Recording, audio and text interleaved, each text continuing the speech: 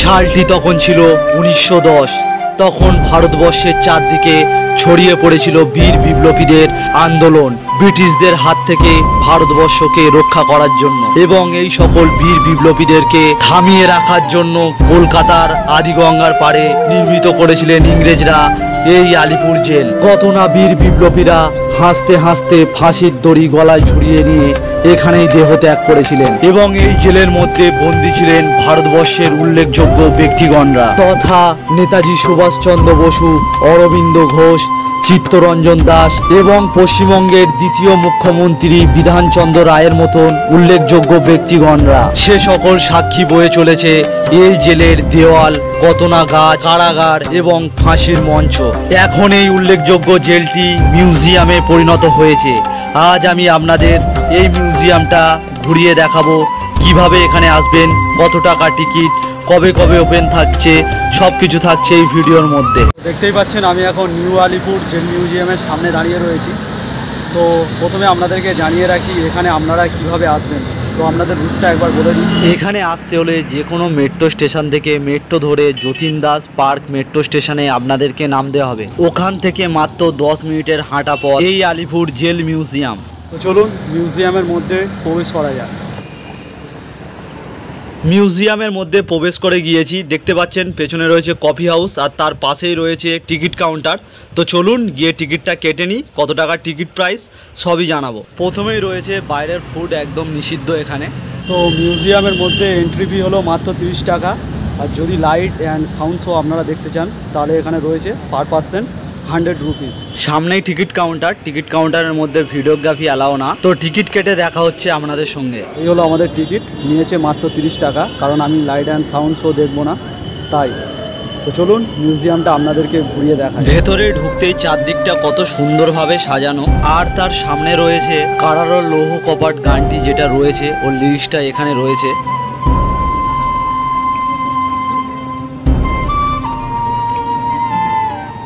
প্রথমে ঢুকতে রয়েছে কারারোল লৌহ কপাট গানটির লিরিক্স এখানে রয়েছে। সত্যি দেখে অসাধারণ লাগছে।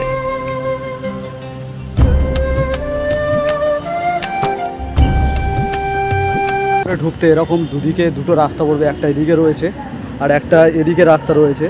তো এদিকে কি কি রয়েছে দেখার জন্য একটা চার্ট রয়েছে এখানে। তো এদিকে যেই রাস্তাটা গিয়েছে এখানে ফাঁসির মঞ্চ রয়েছে, আর এদিকে যেই রাস্তাটা গিয়েছে ওয়াচ টাওয়ার, প্রদর্শনী কক্ষ, আরো অনেক কিছু রয়েছে। তো আগে আমরা ফাঁসির মঞ্চের এই দিকটাই যাব। তার আগে এখানে রয়েছে শহীদ স্মৃতিস্তম্ভ। তো চলুন এটাকে দেখি।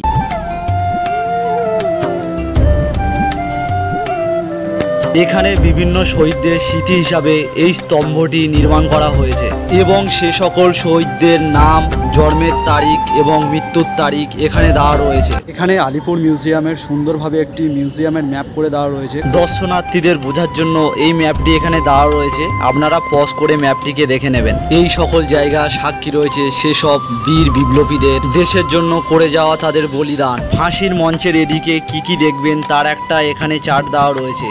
ফাঁসির মঞ্চ রয়েছে নেহরু কক্ষ, নেতাজি কক্ষ, চিত্তরঞ্জন দাস কক্ষ, বিধানচন্দ্র রায় কক্ষ, যতীন্দ্রমোহন সেনগুপ্ত কক্ষ। এদিকটায় রয়েছে বীর বিপ্লবীদের কক্ষ, আর এদিকটায় রয়েছে ফাঁসির মঞ্চ। তো আমরা প্রথমে ফাঁসির মঞ্চের দিকে যাব, তারপর নেতাজি কক্ষ, বিধানচন্দ্র রায় কক্ষ, চিত্তরঞ্জন দাস কক্ষ এগুলোতে যাব।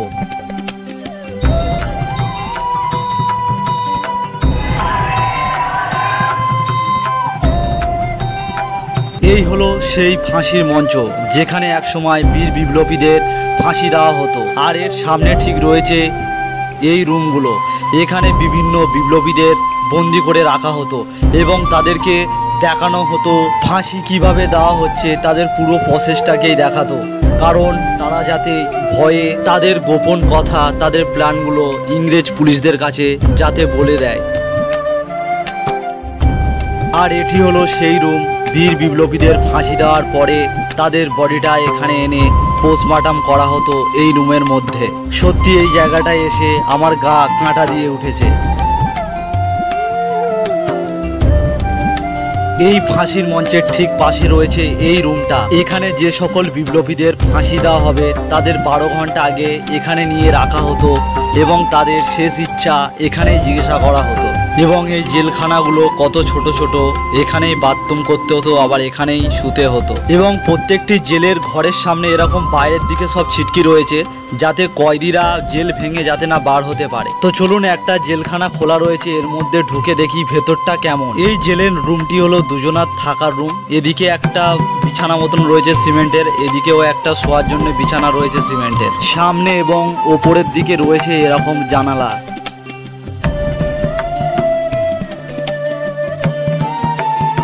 তাহলে চলুন এবার যাওয়া যাক বীর বিপ্লবীদের কক্ষে। ভেতরে ঢুকতে জায়গাটা কত সুন্দর গার্ডেন মতন করা রয়েছে চারদিকে। আর এই জেলের সেকেন্ড ফ্লোরে নেতাজি বন্দী ছিলেন।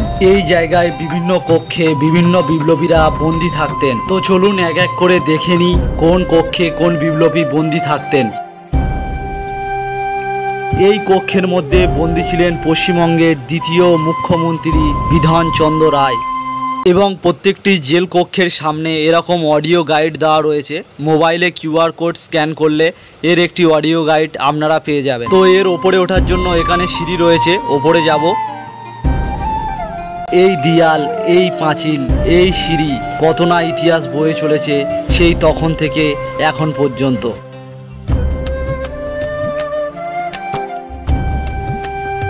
এখানে রয়েছে ভারতের আবেগ, ভারতের বীর বিপ্লবী নেতাজি সুভাষচন্দ্র বসুর কক্ষ। এই জেলে বন্দী থাকার সময় এই কারাকক্ষে তিনি বন্দী ছিলেন এবং এই জেলে বন্দী থাকার সময় তিনি কলকাতার মেয়র হিসাবে নির্বাচিত হন। এর ঠিক পাশে রয়েছে চিত্তরঞ্জন দাস কক্ষ। তিনি নেতাজির পাশের কক্ষেই বন্দী ছিলেন, যাকে সারা বিশ্ব দেশবন্ধু বলে চেনেন। এবং এই সেকেন্ড ফ্লোরের লাস্ট কক্ষে বন্দী ছিলেন যতীন্দ্র মোহন সেনগুপ্ত। এই মিউজিয়ামটা ঘুরতে ঘুরতে দেখা হয়ে গেছিল একটি কাকু এবং দাদার সঙ্গে। এবারে আমি নেহরু কক্ষের মধ্যে প্রবেশ করব। এখানে রয়েছে ভারতের প্রথম প্রধানমন্ত্রী জওহরলাল নেহরুর কক্ষ। এই কারাকক্ষের মধ্যে তিনি বন্দী ছিলেন এবং এই কক্ষের ঠিক সামনে রয়েছে ওনারই মেয়ে ইন্দিরা গান্ধী।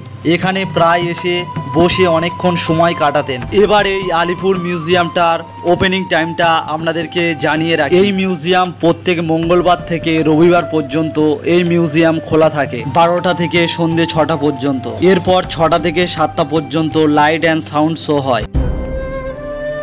ওদিকটা ঘোরা কমপ্লিট হয়ে গেছে, এবার এই দিকটা ঘুরবো। এখানে দেখার জন্য অনেক জিনিস রয়েছে। তো এখানে সামনে রয়েছে ওয়াচ টাওয়ার। এই ওয়াচ টাওয়ার দিয়ে তখন ইংরেজ পুলিশরা নজর রাখতে কয়েদিদের ওপরে, কারণ তখনকার দিনে সিসিটিভি ক্যামেরা ছিল না। তো চলুন ওয়াচ টাওয়ারে ওঠা যাক, দেখা যাক কেমন লাগে চারদিকটা। ঠিক এই ওয়াচ টাওয়ারের পাশে দুটো মূর্তি বানানো রয়েছে।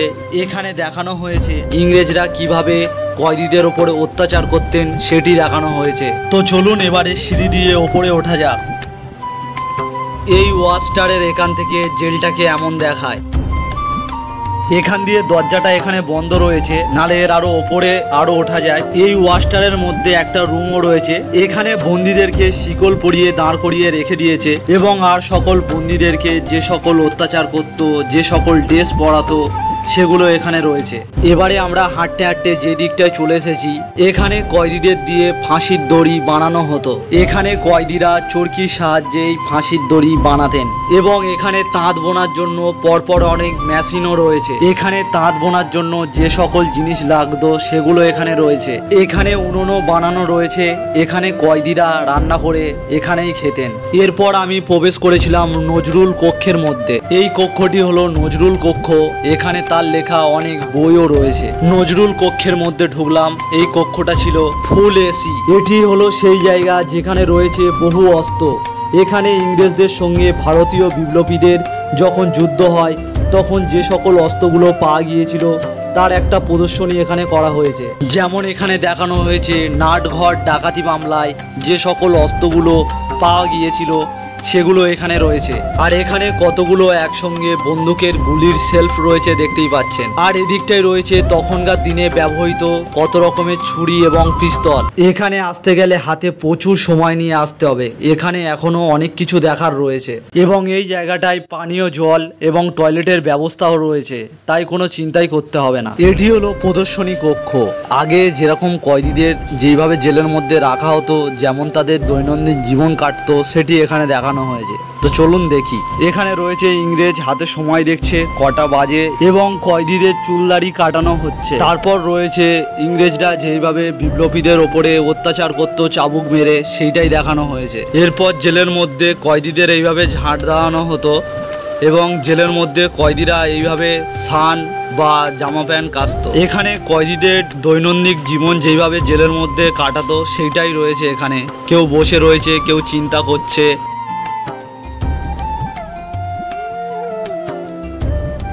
এবং জেলের মধ্যে আমরা যেমন দেখি টিভিতে যে জেলের মধ্যে একটি ডন থাকে এবং তার চেলা চামুন্ডারাও থাকে, এখানে সেরকমও রয়েছে। আর এখানে রয়েছে সবাই মিলে জেলের মধ্যে রান্না করছে বসে বসে। আর এই জায়গাটা পুরোপুরি অরিজিনাল ভাবে করার চেষ্টা করেছে, কারণ যখন কাঁচি দিয়ে দাড়ি কাটছে কাঁচির চিকচিক আওয়াজ হচ্ছে এবং কয়েদিরা চা বানিয়ে একে অপরকে ডাকছে এবং এতগুলো কয়েদি একসঙ্গে এই বাথরুমটা ইউজ করতো, সেইটাও এখানে রয়েছে। এই জায়গাটিকে পুরো আমার অরিজিনাল মনে হলো এবং এই জায়গাটা সত্যি আমার খুব ভালো লেগেছে। এখানে এই জায়গাটি নতুনভাবে করেছে বীর বিপ্লবীদের জন্য, এটি একটি প্রদর্শনী কক্ষ বানিয়েছে। এর ভেতরটা খুব সুন্দরভাবে সাজানো রয়েছে এবং এখানটায় মাঝখান বরাবর এরকম বড় একটি পিস্তল দেখতে পাবেন। এটি হলো বিপ্লবী দীনেশ গুপ্তর ব্যবহৃত পিস্তল। তো চলুন সিঁড়ি দিয়ে ওপরে ওঠা যাক, দেখা যাক কি কি রয়েছে। এরকম সিঁড়ি দিয়ে ওপরে উঠতে প্রত্যেকটি জায়গায় আমাদের বীর বিপ্লবীদের সব ছবি রয়েছে। এর ওপরে একটি রুম পেয়ে গেছি যেখানে রয়েছে আমাদের ভারতের মহিলা বিপ্লবীদের একটি রুম। তো দরজাটা খুলে ভেতরে প্রবেশ করা যাক। ভেতরে ঢুকতেই রয়েছে, দেখতেই পাচ্ছেন আমাদের মহিলা বিপ্লবীদের সব ফটো এখানে রয়েছে। এই মহিলা বিপ্লবীরা আমাদের দেশের জন্য অনেক বলিদান দিয়েছে। প্রীতিলতা ওয়াদ্দার রয়েছে, মাতঙ্গিনী হাজরা রয়েছে, আরো অনেকেই রয়েছে। এরপর আমি হাঁটতে হাঁটতে চলে এসেছিলাম আর্ট গ্যালারির দিকে। এখানে দেখার জন্য অনেক কিছু রয়েছে, তো চলুন যাওয়া যাক। এখানে রয়েছে আগেকার দিনে যে সকল পয়সা বা কয়েনগুলো ছিল সেগুলো এখানে বড় বড় করে দেয়ালে সাজানো রয়েছে এবং এখানে রয়েছে মা দুর্গার একটি বড় সাইজের মূর্তি। মানে জেলের মধ্যে কয়েদিরা মিলে এখানে দুর্গাপূজা করতেন। এবং এই রুমের মধ্যে ঢুকেই দেখলাম আলিপুর জেলের একটি ব্লুপ্রিন্ট এখানে বানানো রয়েছে এবং প্রথমেই জায়গাগুলো কেমন দেখতে ছিল সেগুলো ফটোর মাধ্যমে দেখানো হচ্ছে পরপর। এবারে যেই রুমটার মধ্যে চলে এসেছি এখানে অনেক বিপ্লবীদের ফটো দেওয়া রয়েছে এবং গামছা দিয়ে এরকম একটা জিনিস বানানো রয়েছে। এটি হলো মানে তখন কয়েদিরা যেসব খাবারগুলো খেত এবং কিছুটা গামছায় বেঁধে রাখতো পরের দিনের জন্য, সেরকম একটা কিছু এখানে করা হয়েছে। এরপরে এই জায়গাটা যে সকল বিপ্লবীরা এই জেলেতে বন্দি ছিল বা দেশের জন্য বলিদান দিয়েছিল তাদের সকলের নাম এরকম ভাবে এখানে লেখা রয়েছে এবং আমাদের দেশের পতাকা যেরকম পরপর ভাবে চেঞ্জ হয়েছিল সেই সব পতাকাগুলো এখানে রয়েছে। এখানে রয়েছে আপনার মধ্যে বিপ্লবীকে খুঁজুন, যেরকম আমরা ভিক্টোরিয়া মেমোরিয়ালেতেও দেখেছিলাম। এখানে মুখ রাখলে আপনি দেখতে পাবেন আপনার আগে কোন বিপ্লবীর মতন দেখতে ছিল। তো এই জায়গাটায় ফুটপ্রিন্ট মার্ক করা রয়েছে, এখানে আমাদেরকে পা রাখতে হবে। তো চলুন রাখি পাটা। তো এখানে আমাদের মুখটাকে ফোকাস করছে, তো ফোকাস হয়ে গেছে, কাউন্ট হচ্ছে 5 4 3 2 1 0। তো এখানে দেখতে পাচ্ছেন বিপ্লবী দীনেশ গুপ্তর মতন দেখাচ্ছে আমার মুখটা দেখতে। তো চলুন আরেকবার ট্রাই করে দেখি যে একই জিনিস দেখায় নাকি অন্য কিছু দেখায়। না, সত্যি এখানে একই বিপ্লবীরই মুখ দেখাচ্ছে, তার মানে বিপ্লবী দীনেশ গুপ্তর মতন আমার মুখটা দেখতে। সত্যি ভালো লাগলো। এরপর আমি চলে এসেছিলাম লাইট এবং প্রজেক্টর রুমে। এখানে বিভিন্ন বিপ্লবীদের জীবনীকে তুলে ধরা হচ্ছিল এবং তা প্রজেক্টরের মাধ্যমে দেখানো হচ্ছিল।